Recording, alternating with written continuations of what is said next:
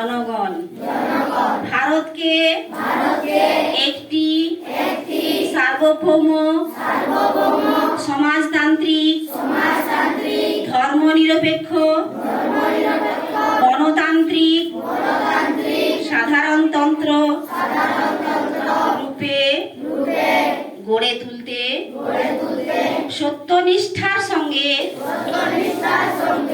শপথ গ্রহণ করছি এবং তার সকল নাগরিক যাতে সামাজিক অর্থনৈতিক ও রাজনৈতিক ন্যায় বিচার চিন্তা মত প্রকাশ বিশ্বাস ধর্ম এবং উপাসনার স্বাধীনতা সামাজিক প্রতিষ্ঠা অর্জন ও সুযোগের সমতা প্রতিষ্ঠা করতে পারে এবং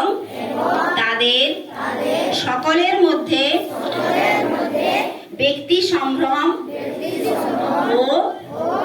জাতীয় ঐক্য এবং সংহতি সুনিশ্চিত করে সৌভ্রাতৃত্ব গড়ে তুলতে এই সংবিধান গ্রহণ করছি এবং